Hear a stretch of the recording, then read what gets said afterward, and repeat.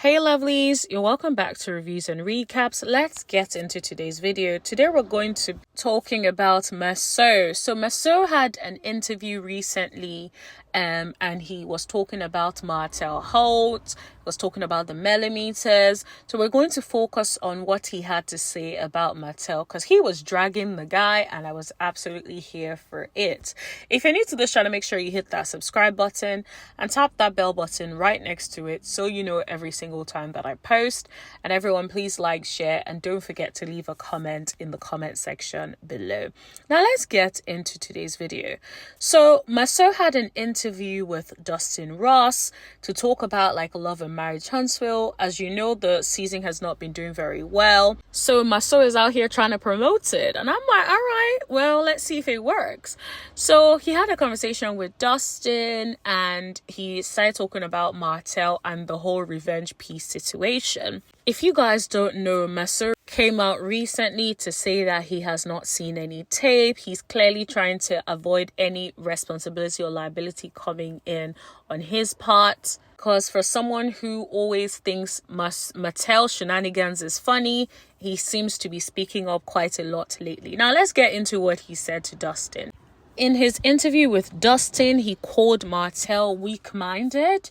He said that Martell was weak-minded for allowing someone else to control his emotions and actions, and urged Martell to take responsibility for his actions. Now, let's break this down. He said a lot of things and I will talk about it in this video. But before, what I want to do is let's break this bit down that he has first said. He calls Martell weak-minded and also talks about how Martell needs to take responsibility. Now, everything Maso has said, I completely agree with. Martell is very weak-minded because it takes a weak-minded individual to not be able to own up when they are wrong, but instead continue to avoid responsibility and push responsibility on to other people. Now, first of all, I apologize for if there is any background noise. I'm making this recording in the car because I'm out and your girl is trying to get this out so that by the time I get back home later in the night, I don't have to be recording this at that stage. I just want to sleep and get back and get ready for the next day of work. So back to Maso. I think we may not like the messenger, but Maso is right on this. Maso, I agree with Maso that he's weak-minded. And the thing about it is weak-minded people can never take responsibility for their actions. Somehow they feel like if they ever take responsibility, they will become less than who they are. At the end of the day, part of growing up and part of being a responsible individual is taking responsibility when you're wrong, owning up to your mistakes. But I feel like when someone is a weak-minded individual, they cannot take responsibility for anything. Instead, they can't be man enough or grown enough or mature enough to take ownership of what it is they have done. At the end of the day, if you're wrong, you are wrong. Why not just own that and say, do you know what? I've reflected. I'm wrong. I shouldn't have done that. I absolutely apologize. It wouldn't happen again. Instead, what most people are people like Martell who do not take responsibility for anything, who continue to avoid responsibility, who will blame everyone else before they will ever think of taking responsibility. How are you blaming other people for your actions? You should own it. No one should be able to take you out of character. No matter what they say, what they do, no one should be able to take you out of character. And this is why even when I behave in a way that I personally do not like, I feel like whilst I'm it must have been within my character to behave in that way if I'm pushed to a certain point. So I'm not about to put that on someone else. Instead, I will own it as this is my actions. This is what I've done wrong. I am sorry. Instead of, oh, you pushed me. No. You can push as much as you want to push, but whatever is on the inside of me is what is going to come out when there is pressure. There is no way, let's give, for example, a dog. A dog is going to bark. A dog is not going to suddenly be roaring like a lion, no matter how much pressure you put on the dog. Now, I'm not saying we're dogs here, but use that analogy. as a human being, as someone, let's say I'm a patient, loving person, there is nothing that will take me out of character, no matter what you've done. Let's say, for instance, I'm a patient, loving person, but I'm a little spicy. Now, what it would take is put some pressure and you see the spiciness, right? But that is part of who I am, for that to be on the inside of me. So if I'm able to escalate things to the level of revenge P, that's because I'm a disgusting individual who has serious issues going on with me. This has nothing to do with anyone. I can't put that responsibility on anyone.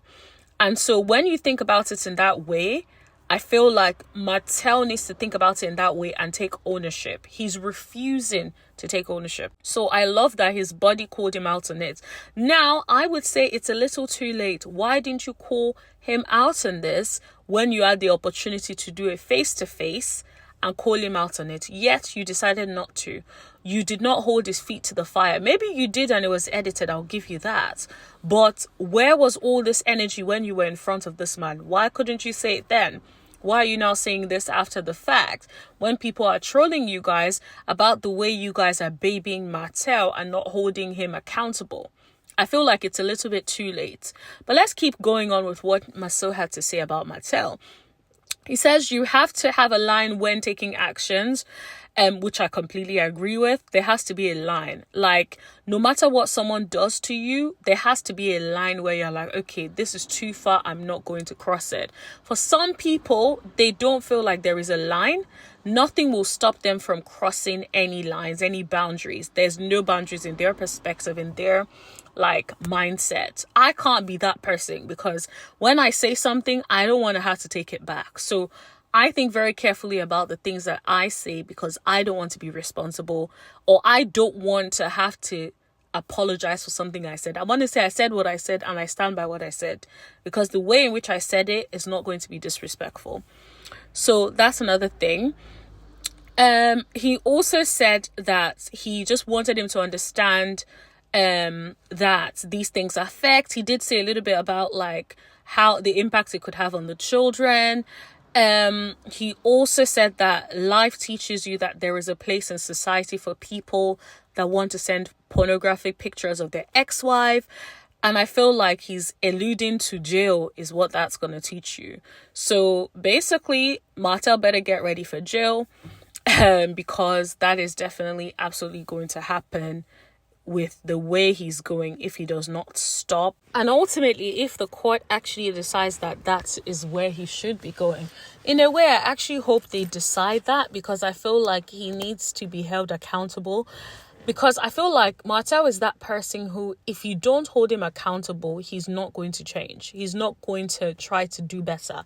And I feel like because he has a mom that doesn't hold him accountable, he has friends that don't hold him accountable, he is not going to be held accountable. He needs something serious, something severe for him to be like, okay, let me stop doing what it is that I'm doing. I do agree with him. Like there has to be a line for every individual. And like, if you're listening today and there isn't a line for you, I want to encourage you for there to be a line where you're like, no matter what, I will not do this. Like, for instance, maybe no matter what, I'm not going to talk about people's parents, people's children, people's things. Like there has to be a line for you, right? If there is no line for you, all it takes is for someone to push your buttons, push the right or the wrong buttons, depending on how you want to see it, and then you go all out and you get really, really aggressive, or you get belligerent and you say things that you regret. My question is like, why didn't Maso say this a long time ago? I feel like he is very manipulative, in my opinion. I feel like he knows when to come out here and say things to get the public on his side. Because like, think about it. Why didn't you have this energy in your confessionals about it? Why didn't you have this energy on the show itself? Why are you bringing this energy to social media but not on the show itself, not when you were in front of Martell? It is giving you, I've seen that people are not really watching the show, people are not really keen on the show, and now you want to play clean up.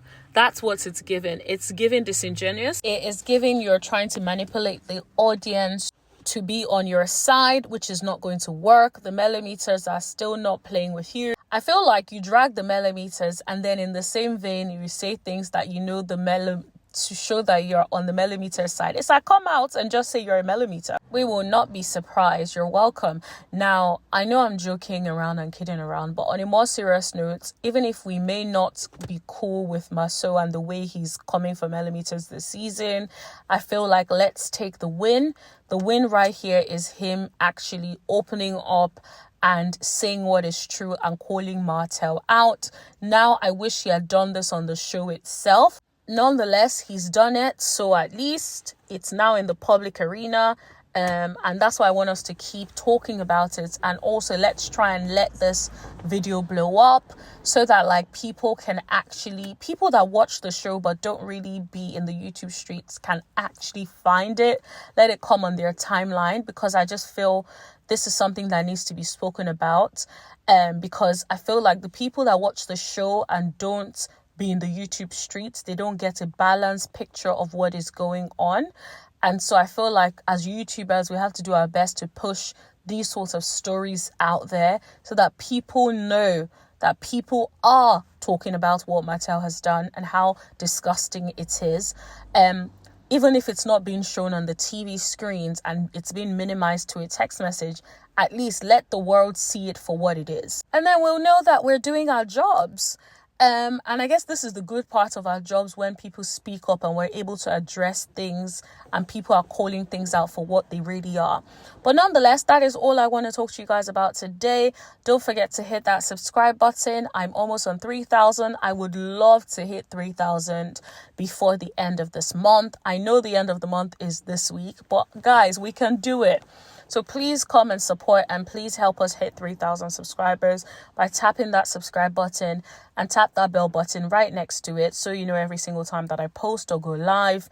And everyone, please like, please share. It helps with the algorithm. Please leave a comment on the comment section below. And also feel free to join our membership if you want to support. It's $199. So yeah, please hit that join button as well if you want to support the channel. And I'll see you guys in the next video. Thank you. Bye.